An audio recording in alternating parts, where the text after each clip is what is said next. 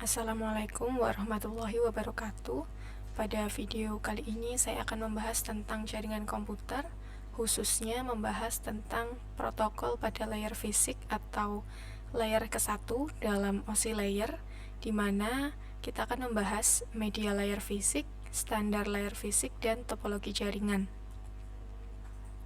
Nah, sebelum kita masuk ke dalam layer 1 physical, di sini saya sedikit mereview ya, bagaimana kita bisa terhubung ke sebuah jaringan. Nah, ketika kita ingin menghubungkan komputer kita ke sebuah jaringan, berarti kita harus memiliki beberapa perangkat jaringan yang dibutuhkan. Nah, salah satunya adalah router.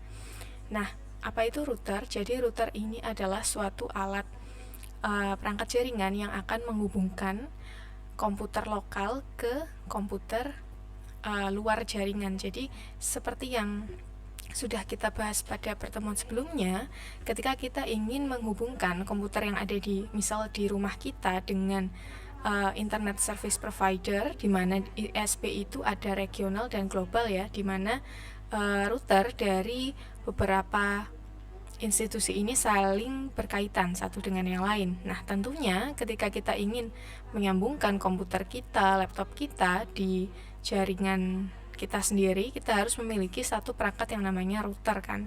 Nah, di mana router ini nanti akan berkomunikasi dengan router regional ISP. Ya. Lalu dari regional ISP, routernya akan tersambung ke global ISP. Begitu seterusnya hingga internet itu terbentuk. Nah, sekarang kita akan membahas router itu sendiri. Nah, di dalam perangkat router ini ada beberapa port yang perlu kita ketahui fungsinya. Contohnya di home router ini dia memiliki 4 port LAN ya. Port LAN di sini yang dapat dihubungkan ke laptop atau komputer kita. Karena di setiap komputer PC atau laptop itu pasti ada suatu port Ethernet ya sebutnya. Jadi itu yang digunakan untuk menghubungkan antara router dengan device. Nah, selain itu, agar router yang ada di rumah kita atau yang ada di kantor kita ini bisa berkomunikasi dengan router di luar jaringan atau router misalnya regional ISP, itu di sini juga ada satu port ya, port yang dinamakan port WLAN, port 1 maksud saya, port 1 atau port internet di sini yang akan terhubung ke baik itu modem atau mungkin kalau menggunakan DHSL berarti menggunakan kabel telepon kayak gitu ya. Jadi ini yang disambungkan ke router regional ISP-nya seperti itu. Lalu untuk 4 port LAN di sini digunakan untuk menghubungkan 4 device yang akan kita hubungkan satu sama lain ke internet seperti itu. Nah, selain itu contohnya di home router ini ada semacam fitur tambahan, yaitu embedded wireless antenna yang berfungsi untuk menerima permintaan koneksi perangkat yang menggunakan sinyal WiFi seperti itu. Jadi di router ini dia memiliki dua fungsi atau dua media transmisi, yaitu wired berupa 4 port LAN, dan juga dia bisa meminta atau dia bisa menangkap sinyal WiFi dari perangkat yang menggunakan wireless seperti itu. Nah, jadi intinya perangkat router ini memiliki fungsi untuk menghubungkan beberapa jaringan sehingga dapat melakukan pengiriman paket data dari suatu jaringan LAN ke jaringan yang lebih luas atau wide area network seperti itu. Nah, ini ya tadi yang sudah saya jelaskan. Ketika router ini sudah mewakili perangkat-perangkat yang sudah terhubung, nanti dia bisa meminta koneksi ke regional ISP. Lalu regional ISP akan meminta koneksi ke global ISP. Begitu selanjutnya. Nah, ini ya visualisasi dari 4 port LAN yang bisa kita koneksikan ke laptop ataupun PC. Nah, di sini kita tinggal mencolokkan sebuah kabel atau wired ya, kalau memang menggunakan media dengan kabel di sini ditancapkan ke sini lalu dihubungkan ke PC atau desktop kita dari Ethernet portnya. Lalu bagaimana jika sinyal yang ingin dihubungkan atau perangkat yang dihubungkan itu adalah perangkat wireless? Nah, bagaimana? Karena tadi di router tadi ada embedded wireless antenna, di situ dia bisa menangkap perangkat-perangkat yang meminta koneksi dengan menggunakan wireless. Contohnya di sini. Ya. agar sinyal WiFi dapat ditangkap di lokasi yang lebih luas, misalnya ketika kita ada di sebuah bangunan yang memiliki tingkat ya. Jadi gedung bertingkat, ketika routernya ada di lantai 1, namun ketika kita ingin meminta koneksi dari lantai 2, kita menyalakan laptop di lantai 2, berarti ada satu alat yang harus bisa menghubungkan, yang bisa meneruskan sinyal dari WiFi tadi. Nah, salah satu perangkatnya contohnya adalah range extender atau lebih awam lagi disebut sebagai repeater ya. Jadi repeater ini berfungsi untuk memperluas jangkauan dari router sehingga sinyal wireless antenanya itu lebih kuat. Jadi sinyal wireless antenanya lebih kuat lagi karena sudah dikuatkan oleh perangkat yang namanya range extender atau repeater seperti itu. Nah, itu tadi sekilas mengenai bagaimana sih perangkat kita bisa terhubung ke jaringan lokal, lalu meneruskan jaringan lokal ke jaringan yang lebih luas atau WAN. Nah, sekarang saya akan lebih membahas tentang layer pertama dari OSI layer. Kemarin kita sudah membahas ya, OSI layer itu ada 7, yang merupakan layer pertama adalah layer physical, di mana layer physical ini data itu berupa bits ya. Jadi berupa bits dan diteruskan melalui kabel atau sinyal gelombang elektromagnetik seperti itu. Nah, apabila dijelaskan di sini, bits itu kan memang terdiri dari 0 dan 1 ya. Jadi lapisan physical ini merupakan lapisan dasar dari semua jaringan dalam model referensi OSI layer, di mana lapisan ini berfungsi untuk mentransmisikan sinyal data analog maupun digital. Nah, pada layer physical, komputer mengirimkan stream bit-bit lewat media transmisi, baik itu kabel ataupun wireless. Ya, karena komputer itu menggunakan sinyal untuk menghadirkan binar 0 dan 1. Apabila divisualisasikan, sinyal dari kabel itu bisa terlihat ya di sini ya, diagram sinyal seperti ini. Nah, adapun kabel yang digunakan apabila komputer kita menggunakan wired ya, media transmisinya itu ada dua jenis. Yang pertama adalah kabel dengan bahan tembaga atau kabel yang terbuat dari aluminium murni dan campuran, sering disebut sebagai copper ya. Jadi copper itu artinya tembaga sebenarnya. Lalu jenis kedua adalah kabel yang terbuat dari serat kaca atau fiber optik ya. Jadi tampilan kabelnya seperti ini. Nah, untuk kabel yang terbuat dari tembaga itu dibedakan lagi. Ada yang namanya unshielded twisted pair atau UTP, lalu ada shielded twisted pair atau STP, dan juga ada kabel coaxial kabel. Nah, ketiga jenis kabel ini itu berfungsi sesuai dengan kebutuhan kita. Jadi ketika jaringan kita membutuhkan kabel UTP, berarti kita harus menggunakan koneksi media transmisi menggunakan UTP. Begitu juga sebaliknya dengan STP dan coaxial kabel.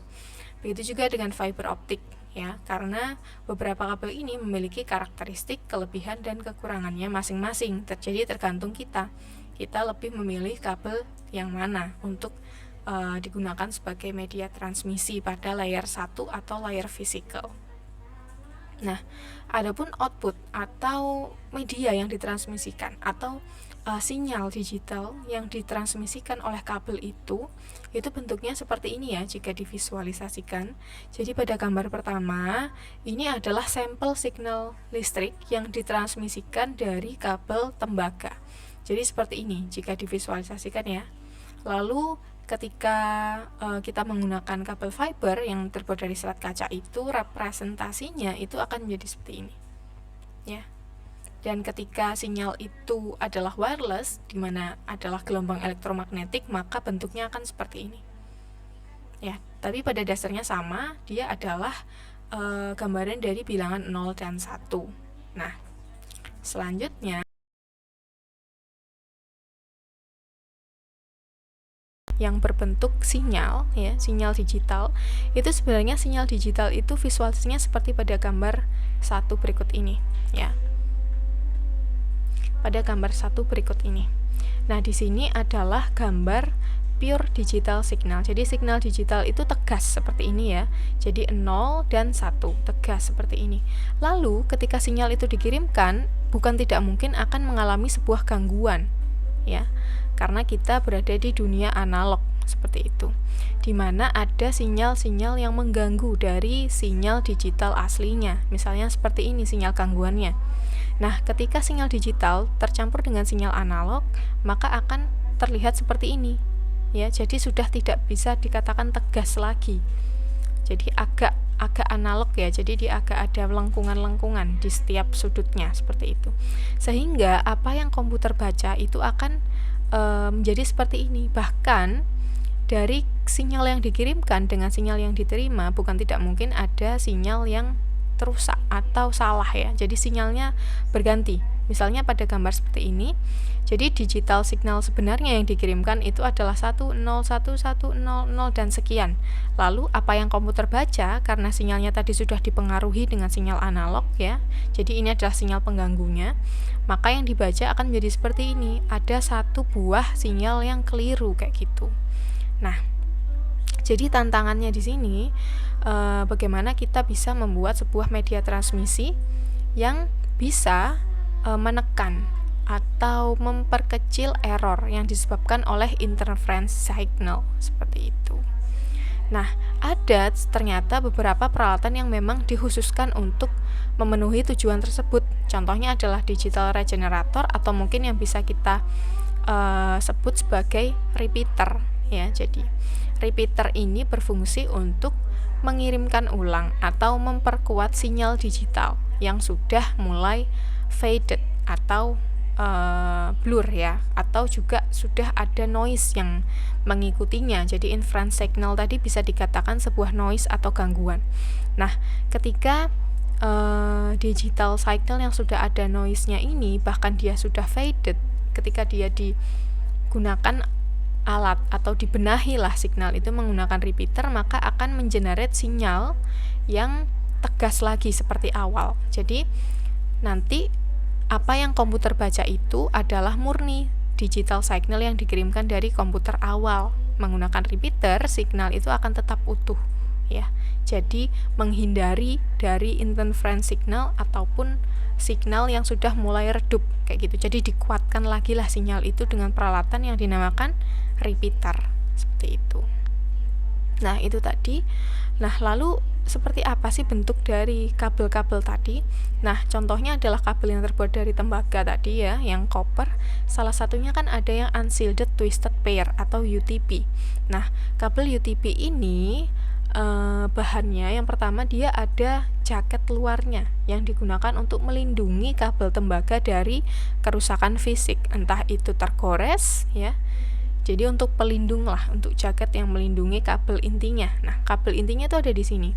Kenapa dia dinamakan twisted pair? Karena memang dia ini kabelnya dipelintir ya. Jadi dipelintir seperti itu sehingga berbentuk twist seperti pada gambar. Nah, kenapa ini dipelintir? Itu tujuannya adalah untuk melindungi signal dari interference signal atau dari gangguan sinyal analog yang ada. Jadi agar sinyal yang dikirimkan tadi itu tetap original seperti itu. Lalu selain itu di kabel UTP itu ada pengaturan berupa kode warna ya, kode warna yang terbuat dari bahan plastik. Nah, kenapa? Agar kabel ini bisa diidentifikasi, oh ini kabel yang berwarna orange akan disandingkan dengan putih orange seperti itu. Jadi untuk mengenali kabel-kabel ini seperti itu ya. Nah, bagaimana dengan yang STP atau shielded twisted pair? Jadi sama halnya dengan UTP. Jadi dia ini adalah kabel yang dipelintir, namun yang menjadi perbedaan untuk yang shielded ini ada semacam jaket ganda ya. Jadi tadi kan yang UTP ada outer jacket. Nah, di sini juga ada jaket, namun dilengkapi lagi dengan dari aluminium ya, braided or foil shield. Jadi ada shieldnya lagi, ada semacam pelindungnya lagi ya. Jadi perlindungan ganda lah agar tidak terkena dari physical damage tadi seperti itu. Jadi perbedaannya sebenarnya hanya di situ untuk UTP dan STP. Nah, lalu selanjutnya adalah kabel koaksial. Mungkin kalian pernah ya melihat kabel antena TV kalian. Nah, itu adalah salah satu contoh kabel koaksial, di mana di kabel koaksial ini dia sama seperti kabel UTP dan STP, ada outer jacketnya, lalu dilengkapi dengan braided copper shielding ya, yang terbuat dari tembaga, lalu ada plastik lagi yang melindungi kabelnya, dan juga ada copper conductor.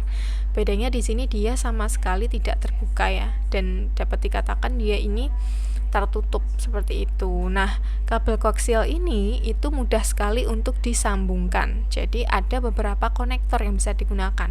Ada tipe BNC yang bisa menggunakan koneksi T, jadi bisa menggunakan T connection menggunakan kabel koaksial ini. Lalu ada N-type, lalu ada F-type, seperti itu. Itu tadi ya untuk kabel koaksial.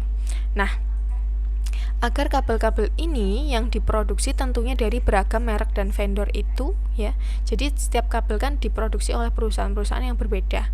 Nah, agar kabel tadi itu berfungsi dengan sama dan memiliki kualitas yang standar ya. Jadi harus ada memang standar yang digunakan untuk membuat atau mendesain kabel jaringan. Nah, contohnya ada beberapa organisasi standar yang bisa digunakan. Ada ISO, ada IEA dan TEA, ada ANSI, ada I2, ada IEEE, yang masing-masing itu mengatur beberapa standarisasi dari media yang digunakan di layar fisik ya. Contohnya untuk pembuatan kabel UTP itu diatur oleh standar TIA 568A. Nah, itu harus dipenuhi standar-standar itu. Lalu misalnya, agar wireless itu bisa bekerja dengan baik, agar bisa dikenali oleh segala perangkat dari beragam vendor, berarti harus ada standar. Nah, standar di sini yang digunakan adalah standar IEEE ya.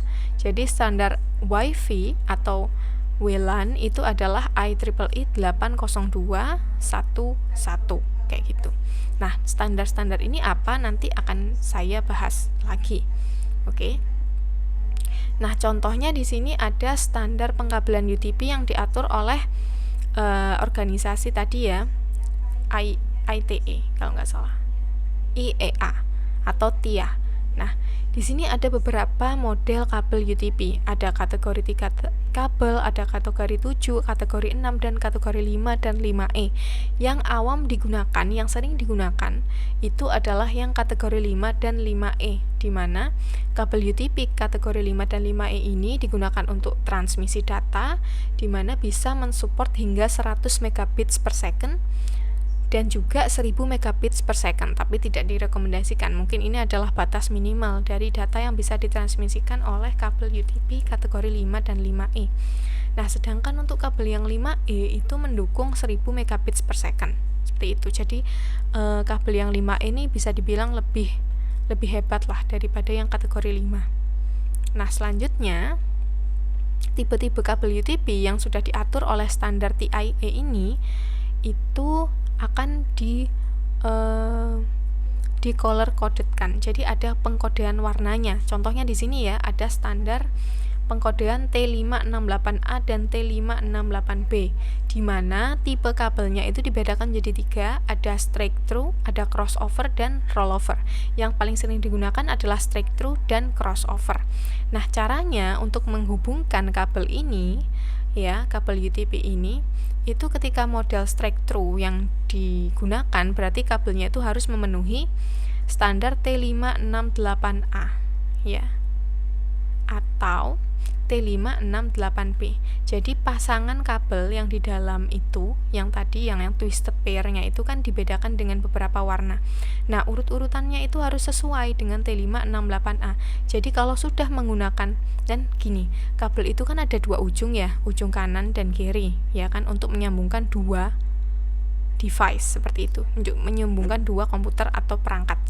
Nah, kabel ujung pertama dan kabel ujung kedua, desainnya ketika kita lebih memilih untuk mendesain straight through, berarti ujung dengan ujung itu harus sama ya, harus sama menggunakan T568A atau T568B.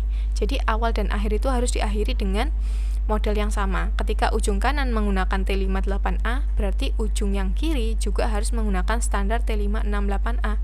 Urut-urutannya harus sama, putih hijau dengan hijau ya, dipilih dengan hijau, lalu biru dengan biru putih dipilin, lalu akan dipilin lagi dengan putih oranye dan oranye, lalu selanjutnya adalah coklat putih dan coklat dipilin menjadi satu, seperti itu. Nah, tapi ketika menggunakan yang crossover, berarti salah satu ujungnya adalah menggunakan standar T568A dan ujung lainnya menggunakan T58B, ya. Jadi satu kabel ujung kanan dipasangkan dengan model yang ini, lalu ujung lainnya menggunakan model yang ini. Bisa kita lihat urutannya kan berbeda. Misal di T568A urutan pertama adalah hijau putih dengan hijau. Lalu T568B yang pertama adalah putih oranye dengan oranye. Begitu seterusnya. Jadi dipilih dengan sesuai standar yang diberikan dari TIA tadi. Nah, itu tadi contoh penjelasan tentang standar pengkabelan. Ya, jadi kita harus mengikuti standar yang sudah diberikan gitu. Jadi akhirnya semua perangkat jaringan, walaupun itu berada di vendor yang berbeda, memiliki merek yang berbeda, ada yang dari TP-Link, ada yang dari Cisco. Nah, itu bisa dikoneksikan satu dengan yang lain seperti itu. Nah, lalu bagaimana untuk mengkoneksikan kabel-kabel ini? Tadi kan seperti yang sudah kita lihat di gambar, ya, kabelnya kan terbuka seperti ini. Nah, agar dia bisa dimasukkan ke port Ethernet yang ada di router atau port LAN, itu harus diberi konektor. Nah, konektor yang paling umum untuk pengkabelan UTP adalah konektor RJ45. Ini ya, bisa terlihat ya. Pasti sudah awam dengan kabel ini. Biasanya kita kalau ada di kantor ingin menggunakan internet dengan LAN, kita langsung saja menancapkan kabel ini ke port Ethernet yang ada di laptop atau desktop kita, seperti itu. Nah, ini bisa dilihat ya. Ini bisa dilihat susunan warnanya itu sesuai dengan standar yang sudah ditetapkan tadi. Lalu akan di cramping ya, istilahnya akan dipres dengan konektor UTP RJ45 ini. Nanti barulah bisa digunakan untuk mentransmisikan data. Oke. Nah, bagaimana dengan kabel fiber optik? Nah, berbeda dengan susunan yang ada di kabel menggunakan copper, untuk fiber optik ini mungkin secara desain hampir mirip ya dengan kabel koaksial, tapi bahannya itu berbeda. Di sini dia menggunakan serat kaca. Bahan dasarnya adalah serat kaca, bukan kabel tembaga, di mana unsur dari kabelnya seperti ini.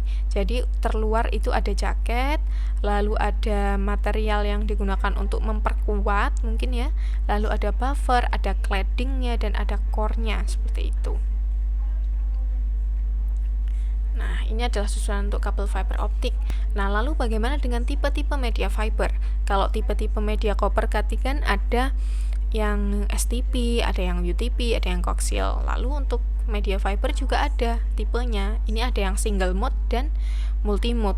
Dan setiap model ini berbeda. Misalnya di sini menggunakan serat kaca 9 microns. Sedangkan untuk yang multi mode dia serat kacanya 50/62,5 microns. Nah, ini ya dengan karakteristik yang berbeda juga. Seperti itu. Nah, lalu kalau tadi kabel UTP itu dikoneksikan dengan konektor RJ45, untuk jaringan fiber optik ini juga ada konektornya. Yang pertama adalah ST connectors, lalu ada yang tipe SC connector, ada yang LC, ada yang duplex multimode. Nah, ini tergantung dengan port yang digunakan. Seperti itu. Nah, terus kembali lagi ke standar tadi. Contohnya tadi kan ada standar ya pada layar fisik, ada yang standar pengkabelan UTP, standar pengkabelan untuk fiber optik itu diatur sendiri. Nah, untuk standar wireless ini kan diatur oleh IEEE ya, IEEE nomor 802.2. Jadi sebenarnya istilah WiFi atau Wi-Fi yang sering kali kita dengar ini adalah sebuah merek dagang sebenarnya. Sebuah merek dagang yang dapat digunakan oleh perangkat yang memenuhi standar 802.11. Jadi ketika perangkat itu dia mengimplementasikan standar 802.11 dalam WLAN-nya, itu bisa dikatakan perangkat itu memiliki koneksi Wi-Fi seperti itu. Nah, seperti apa sih standar dari Wi-Fi itu? Bisa kita lihat di sini. Jadi sinyalnya itu diatur sedemikian rupa. Misalnya untuk preamble itu ada 7 byte ya. Ingatkah kalau 1 byte itu 8 bits ya? Berarti 7 byte artinya ada 56 bits seperti itu untuk preamble. Lalu ada start delimiternya, lalu ada alamat tujuan, alamat sumber ya.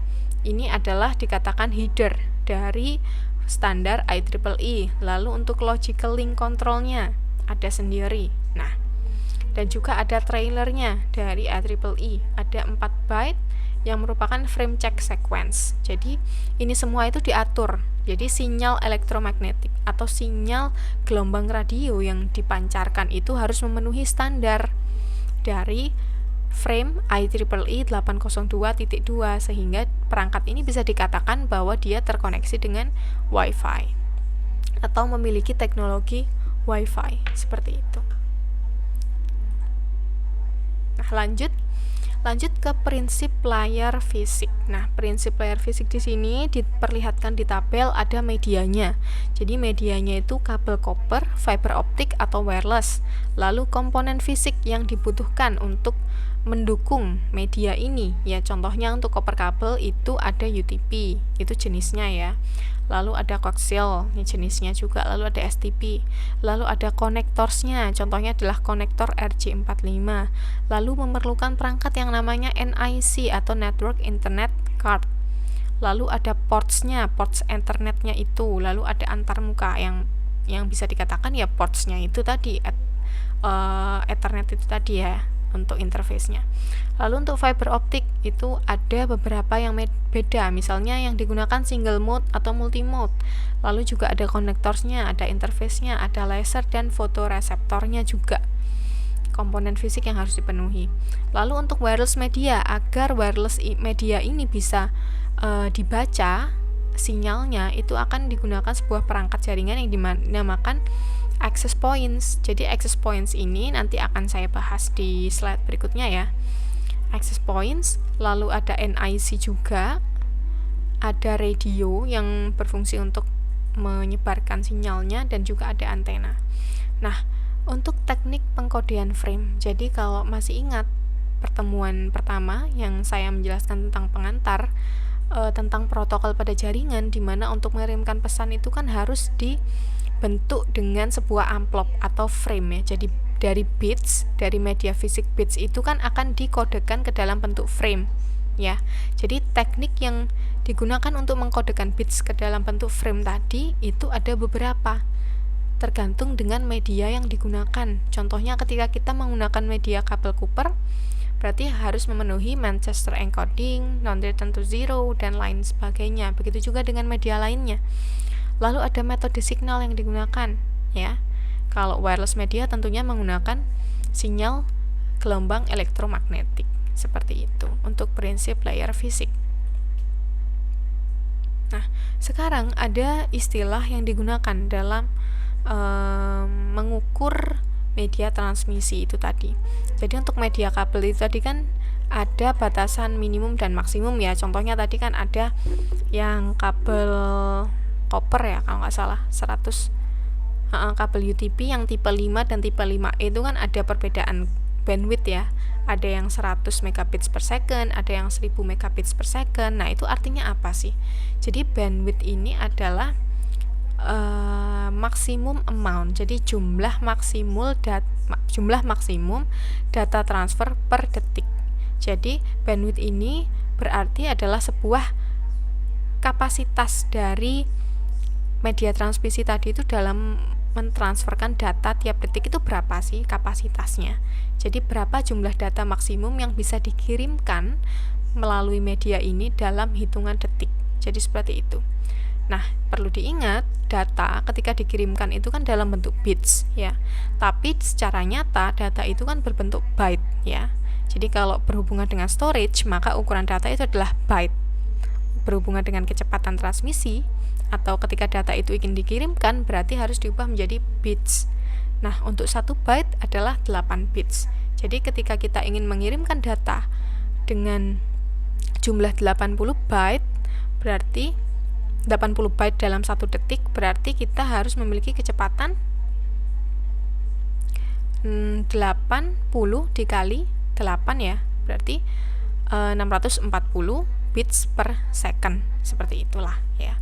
Jadi ukuran unit terkecil dari bandwidth itu kan 1 bits per second ya.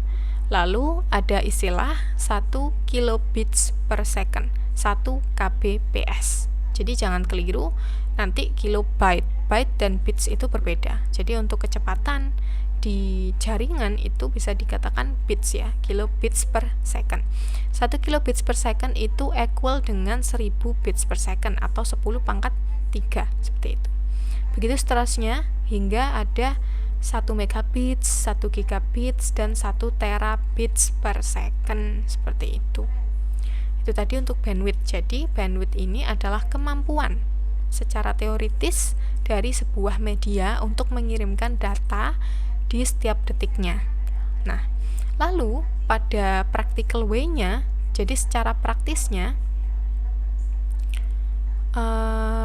ada yang namanya throughput kan, tapi sebelum itu mungkin untuk bandwidth ini selain dia itu bisa diukur dengan bits per second, ketika bandwidth itu berhubungan dengan frekuensi itu bisa disebut dengan hertz juga. Jadi bandwidth juga berarti range atau rentang frekuensi yang digunakan untuk mengirimkan sinyal. Semakin besar nilainya maka semakin tinggi nilai bandwidth yang di-generate. Jadi semakin tinggi nilai hertz yang dimiliki sebuah kemampuan bandwidth itu tadi, berarti nilai bandwidthnya akan semakin tinggi. Contohnya ya, ketika standar Wi-Fi-nya 802.11 AC, di mana dia bisa mengirimkan data 1 gigabits per second dengan frekuensi 5 GHz ya. Jadi bisa dilihat di sini. Nah, ketika hertznya lebih kecil berarti bandwidth untuk bits per second-nya juga lebih kecil, kayak gitu. Jadi seperti itu. Jadi kan kita mesti biasanya taunya itu Wi-Fi-nya berapa bits per second gitu. Dan ternyata ada ukuran hertz-nya. Jadi semakin tinggi hertz maka semakin tinggi bits per second yang akan di-generate. Oke, seperti itu. Nah, seperti yang saya bilang tadi, untuk teori praktisnya ada yang namanya throughput. Nah, throughput ini adalah actual amount, jadi jumlah nyata data yang terkirimkan melalui media atau koneksi. Jadi pada saat itu kita menggunakan bandwidthnya misal 100 megabits per second ya. Lalu di practical way-nya ketika kita ingin mengirim dan menerima data itu ada istilah namanya throughput, di mana ada download speed dan upload speed. Nah, dari sini bisa terlihat bahwa download speed ini lebih cepat daripada upload speed kan. Nah, ini jadi kan memang realita tak seindah ekspektasi, seperti itu ya. Jadi ekspektasinya kabel ini atau media transmisi ini bisa mengirimkan 100 megabits per second, namun nyatanya di sini dia mengirimkan tidak sampai sebegitunya, kayak gitu. Jadi kalau bandwidth itu adalah kapasitasnya, lalu untuk throughput adalah secara nyata data yang dikirimkan melalui media atau koneksi pada saat itu, kayak gitu ya, bisa difahami ya. Jadi untuk selanjutnya mungkin kita akan sedikit melihat bagaimana kita bisa memilih menggunakan media transmisi dari tembaga atau koper ataupun fiber. Nah, itu tergantung dengan kebutuhan dan kemampuan kita dalam melengkapi perangkat jaringannya, kayak gitu. Nah, untuk supported bandwidth di sini copper media dan fiber optik tentunya lebih tinggi kemampuan dari fiber optik. Ketika copper media atau media yang terbuat dari tembaga, baik itu STP, UTP, coaxial, itu hanya bisa mentransmisikan 10 megabits per second hingga 10 gigabits per second. Sedangkan untuk kabel fiber optik, dia bisa 10 megabits per second hingga 100 gigabits per second. Nah, ini kan terlihat sangat signifikan ya kecepatannya. Berarti lebih tinggi bandwidth dari fiber optik. Lalu untuk distance-nya, jarak ketika kita menggunakan media kabel itu kan ada batasannya. Nah, contohnya di sini adalah relatif short, jadi relatif pendek, hanya mencakup 1 hingga 100 meter saja. Sedangkan untuk kabel fiber optik itu bisa hingga 100.000 meter. Bisa dibayangkan ya, ternyata fiber optik memang lebih unggul di sini. Nah, begitu juga dengan kemampuan untuk menghindar dari electrical hazards, maksudnya ada gangguan listrik. Nah, ternyata kabel atau media yang terbuat dari tembaga itu lebih rentan terkena gangguan. Sedangkan kalau yang fiber optik dia itu lebih tinggi imunnya, jadi dia tidak gampang terpengaruh dengan kondisi listrik. Misalnya kondisi listriknya lagi down atau ada error gitu, fiber optiknya tetap berjalan sesuai dengan fungsinya kayak gitu. Lalu untuk media dan konektor cost, tadi kan untuk copper media dan fiber optic media itu kan ada konektornya. Nah, untuk biaya yang dikeluarkan untuk memasang konektor ini, media tembaga itu bisa dibilang lebih murah dibandingkan dengan media fiber optik. Lalu kebutuhan skill atau kemampuan untuk instalasi kabel. Jadi kalau kabel media copper itu lebih mudah diinstalasi, sedangkan untuk kabel fiber optik itu lebih susah ternyata. Dan juga untuk safety, keamanan dari kabelnya, ternyata kabel fiber optik lebih juara. Jadi dia lebih aman, lebih cepat, lebih imunnya tinggi, maksudnya tidak mudah terganggu dengan dengan listrik. Tapi konsekuensinya memang fiber optik lebih merogoh kocek lebih dalam, jadi dia lebih tinggi biaya yang dikeluarkan ketika kita menggunakan kabel fiber optik dibandingkan dengan kabel media copper atau tembaga. Nah, seperti itu. Lalu bagaimana ketika kita ingin menginstalasi kabel dan ingin menguji apakah kabel UTP yang sudah kita pasang ini berfungsi dengan baik? Itu ada yang namanya LAN tester. Kalau kita menggunakan kabel UTP ya, itu ada LAN tester di mana nanti kabelnya itu dimasukkan ke portnya, lalu nanti akan dites, akan muncul angkanya apakah UTP ini memang berfungsi dengan baik atau tidak. Begitu juga dengan kabel fiber optik, ada alat yang namanya optical time domain reflectometer, di mana nanti kabel fiber optiknya akan dimasukkan dan akan diuji di sini apakah dia berfungsi dengan baik atau tidak. Nah, seperti itu. Lalu untuk pengamanan. Jadi untuk media transmisi ini kan harus diamankan sedemikian rupa ya agar terhindar dari electrical hazard, selalu dari physical damage, itu kan harus dilindungi. Contohnya untuk pengamanan media tembaga, kabel harus dikoneksikan dengan benar, jadi harus benar-benar klik baru bisa digunakan, jangan sampai setengah klik atau mungkin tidak terpasang.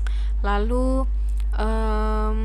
instalasi itu harus diinspeksi tiap periode tertentu agar keamanannya itu lebih terjaga lagi. Lalu apabila nanti kabelnya itu mau ditanamkan di underground atau seperti apa, itu bisa dicek lagi, harus benar-benar ditanamkan atau diinstalasi dengan baik, jadi keamanannya itu terjaga. Oke, seperti itu.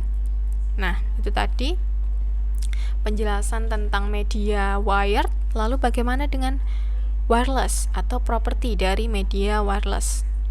Nah, media wireless atau tipe-tipe media nirkabel itu ada Wi-Fi, ada Bluetooth, dan ada WiMAX. Untuk yang bisa kita kenali mungkin Wi-Fi ya. Wi-Fi ini yaitu perangkat yang memenuhi IEEE 802.11 standar ya. Secara umum direferkan sebagai Wi-Fi. Nah, variasi dari Wi-Fi ada 802.11a, ada B, ada G, ada N, ada AC, ada AD. Dan ini seperti yang kita lihat tergantung pada bandwidth-nya, berapa megabits per second, berapa hertz, seperti itu. Lalu untuk Bluetooth ini kan termasuk media nirkabel ya. Jadi media atau perangkat yang memiliki standar IEEE 802.15 berarti dia bisa dikatakan perangkat itu menggunakan teknologi Bluetooth. Jadi Wi-Fi, Bluetooth itu adalah merek dagang dari standar yang dimiliki oleh IEEE, seperti itu. Lalu ada juga yang namanya WiMAX. Mungkin ini lebih tinggi lagi ya speednya jika dibandingkan dengan Wi-Fi. Dia memenuhi IEEE 802.16. Nah, perbedaannya dia menggunakan point to multipoint topology to provide wireless broadband access, seperti itu. Nah, bentuk dari wireless LAN itu seperti ini. Ya, wireless router. Jadi kalau router itu pada umumnya router yang manual atau router yang memang difungsikan untuk mengkoneksikan desktop atau PC yang menggunakan kabel, itu kan dia tidak memiliki wireless. Tapi kalau home router tadi kan ada. Nah, apabila kita khusus routernya didesain untuk menangkap sinyal WiFi, itu ada namanya wireless LAN atau wireless router. Seperti ini bentuknya, dimiliki oleh Cisco. Jadi dia yang menangkap sinyal-sinyal perangkat yang menggunakan Wi-Fi. Ya.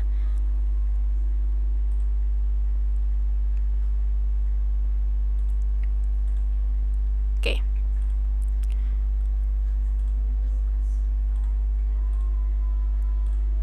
Selanjutnya untuk wired LAN. Nah, kalau wired LAN berarti LAN yang terkoneksi dengan media kabel. Seperti yang sudah saya perlihatkan tadi di slide awal, ini ada home router, di mana home router ini memiliki 4 local Ethernet switch atau 4 port LAN ya.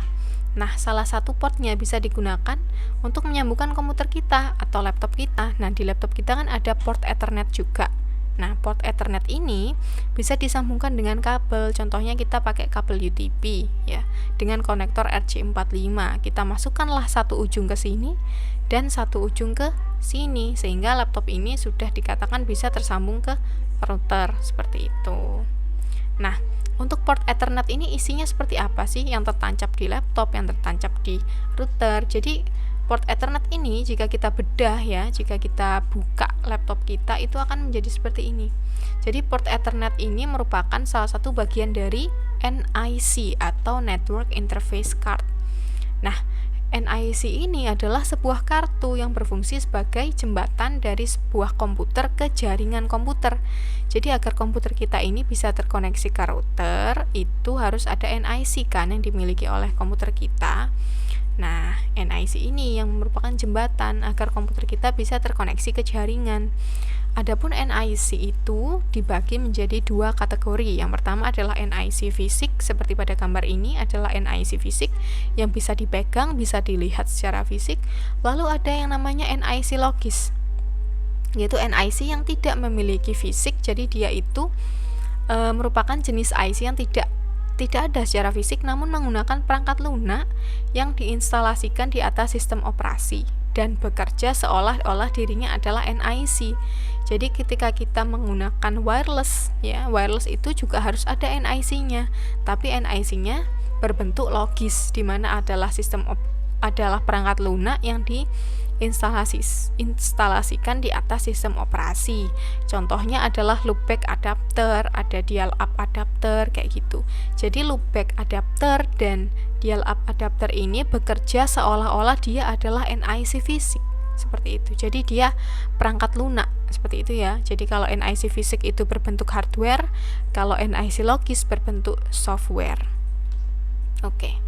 Nah, itu tadi terkait dengan NIC dan media pengkabelan, media wireless. Nah, sekarang bagaimana kita bisa menyambungkan beberapa komputer menjadi satu dengan sebuah layout atau tata letak. Jadi ketika kita ingin menghubungkan satu komputer dengan komputer yang lain, itu kita harus memenuhi sebuah layout atau istilahnya adalah topologi, yaitu bagaimana jaringan berkomunikasi dengan perangkat yang berbeda dengan sebuah semacam mapping kayak gitu ya, semacam mapping. Nah, secara umum dapat dikategorikan secara wired atau wireless. Nah, di sini adalah contoh-contoh perangkat yang digunakan. Yang pertama ada PC ya, sebagai end host PC, lalu ada switch yang digunakan untuk menyambungkan beberapa komputer menjadi satu, lalu ada access point yang berfungsi sebagai bridge ya, untuk menangkap sinyal wireless, lalu ada router. Router di sini adalah berfungsi untuk mengkoneksikan komputer yang ada di lingkup LAN ke WAN atau router yang lebih wide area lagi kayak gitu. Nah, contohnya ada beberapa jenis topologi. Yang pertama adalah topologi star. Nah, di topologi star ini semua PC tersambung dengan media kabel ya, dengan wired ke alat yang dinamakan switch atau hub. Nah, switch atau hub ini kan memiliki port-port Ethernet ya. Jadi ini dia bisa digunakan untuk menyambungkan beberapa komputer menjadi satu. Nah, sehingga nanti komputer yang sudah terkoneksi ke dalam switch ini bisa saling berkomunikasi satu dengan yang lainnya. Seperti itu. Nah, kelebihan dari model topologi ini adalah ketika salah satu kabel terputus, maka tidak akan mempengaruhi koneksi dari komputer lainnya. Karena jika yang terputus adalah komputer ini, maka hanya komputer ini saja yang tidak bisa tersambung ke jaringan. Nah, untuk komputer yang lain karena dia masih tersambung dengan kabel ke switch, dia masih bisa berhubung satu sama lain. Itu kelebihannya.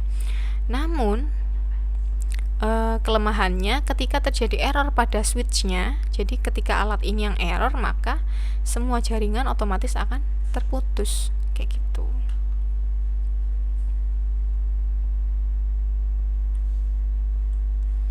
Nah, selanjutnya adalah topologi ring. Nah, topologi ring ini adalah sebuah topologi di mana komputer dihubungkan menggunakan satu kabel, ya, menggunakan satu kabel tersambung antara satu dengan lainnya dan bekerja secara loop, ya, jadi looping, memutar seperti ring. Jadi komputer ini akan terkoneksi dengan komputer B, misalnya ini komputer A, ya, akan terkoneksi dengan komputer B akan terkoneksi dengan komputer C, dan komputer C akan terkoneksi ke komputer D, dan komputer D akan kembali lagi terkoneksi ke komputer A. Jadi secara looping. Nah, kelebihannya dari topologi ini dapat diinstalasi dengan mudah. Jadi hanya menggunakan satu linear kabel yang bisa menghubungkan beberapa komputer menjadi satu. Nah, namun kekurangannya apabila ada satu koneksi yang terputus, misalnya di sini terputus, ya, ini X, maka seluruh jaringan akan terganggu karena jalan untuk agar komputer ini bisa berkomunikasi dengan komputer ini itu terputus di tengah. Jadi seperti itu. Nah, maka dari itu model ring ini sudah tidak lagi digunakan di zaman sekarang karena memang kelemahannya yang sangat fatal. Oke. Lalu selanjutnya adalah topologi bus. Sama halnya dengan topologi ring, topologi bus ini sudah tidak digunakan lagi karena topologi bus ini menyambungkan komputer dengan kabel linear, ya. Jadi kabel linear sama dengan kabel yang digunakan di topologi ring dengan menggunakan kabel linear yang dikoneksikan dengan BNC. Jadi di sini menggunakan kabel koaksial, yang digunakan adalah konektor BNC yang membentuk T connection seperti ini, ya. Jadi ini membentuk sebuah T connection seperti ini. Nah, kelebihannya sama dengan topologi ring tadi, dia itu mudah diimplementasikan dan terbilang murah. Namun kekurangannya adalah kekurangan yang fatal menurut saya karena ketika salah satu ini terputus, maka koneksi yang lain juga akan terganggu seperti itu. Jadi ini adalah BNC konektor yang dimiliki oleh kabel koaksial, ya, seperti ini membentuk huruf T, maka dari itu dia dikatakan sebagai T connection. Lalu di ujungnya itu akan digunakan sebuah terminator kayak gitu. Lalu berikutnya adalah topologi mesh. Nah, pada topologi mesh, setiap komputer terkoneksi dengan semua komputer dalam jaringan. Nah, misalnya ini adalah komputer A. Dia itu memiliki koneksi ke komputer B, dia juga memiliki koneksi ke komputer C, dia juga memiliki koneksi ke komputer D. Begitu juga dengan komputer B, C, dan D, sehingga membentuk sebagai jaring atau mesh gini, ya. Nah, karena menghandle banyak sekali koneksi, maka akan gampang terjadi failure atau kesalahan dalam jaringan. Namun kelebihannya, ketika salah satu jaringan ini terputus, ya, maka komputer ini tuh tidak serta-merta terputus koneksi dengan komputer ini, karena dia bisa menjalin komunikasi dengan jalur lainnya seperti itu. Jadi ketika yang terputus adalah komputer A ke komputer C, ya, tali ini terputus, dia ketika ingin berkomunikasi dengan komputer C, dia akan bisa tetap dengan melewati jalur ke komputer B, lalu komputer B ke komputer C. Jadi seperti itu. Jadi akan tetap terkoneksi bagaimanapun. Namun karena dia jaringannya ini sangat kompleks, berarti sebanding dengan biaya yang dikeluarkan, sehingga nanti biayanya akan membengkak atau lebih besar. Nah, ternyata di internet kita yang kita gunakan ini, topologi yang digunakan adalah topologi mesh. Ya, jadi router antara router di rumah kita dengan router di regional ISP dengan router di global ISP itu terhubung dengan cara mesh. Jadi satu router itu terhubung dengan router yang lainnya satu-satu seperti itu. Nah, kenapa? Karena ketika koneksi terputus, misalnya ini terputus dengan ini, dia tidak serta-merta langsung terputus karena dia bisa melakukan koneksi dengan jalur yang lain seperti itu. Memang biayanya lebih besar, namun kelebihan yang bisa diambil itu tadi, ketika ada satu jaringan terputus, tidak serta-merta terputus, maka dia bisa mencari jalur lain untuk menghubungi komputer yang jaringannya terputus itu tadi. Jadi seperti itu. Nah, lalu untuk topologi campuran antara wireless dan wired, bagaimana ketika wireless itu bisa diimplementasikan? Jadi ketika kita menggunakan wireless, misalnya adalah smartphone dan laptop menggunakan sinyal WiFi, ya, menggunakan sinyal WiFi. Nah, untuk menyambungkannya ke router itu bisa sebenarnya kita menggunakan wireless router. Jadi ketika wireless router kita sudah ada, berarti kita sudah tidak perlu lagi switch, ya. Namun ketika kita tidak memiliki wireless router, kita hanya punya router biasa, berarti kita harus menambahkan satu perangkat yang dinamakan switch. Nah, access point yang digunakan untuk meneruskan sinyal kita ke sumber internet itu akan terhubung ke switch. Baru nanti dari switch akan disambungkan ke router, dan dari router akan disambungkan ke router ISP, seperti itu. Jadi gambarannya seperti ini. Jadi untuk desktop A dan desktop B ini terkoneksi secara kabel ke switch. Lalu untuk perangkat yang menggunakan wireless, baik itu smartphone ataupun laptop, dia terkoneksi secara gelombang elektromagnetik ke access point. Dari access point akan diteruskan ke switch, dan begitu seterusnya. Jadi seperti itu untuk topologi campuran antara wired dan wireless. Jadi access point di sini berperan sebagai bridge untuk menyambungkan perangkat wireless ke dalam jaringan, seperti itu. Jadi itu tadi yang bisa saya sampaikan tentang layer physical. Tadi kita sudah membahas tentang media pada layer physical, lalu standar yang ada di layer physical, dan juga topologi jaringan yang digunakan pada layer 1 atau layer physical. Jadi saya rasa cukup untuk pembahasan layer 1 physical pada video kali ini. Saya ucapkan terima kasih atas perhatiannya. Wassalamualaikum warahmatullahi wabarakatuh.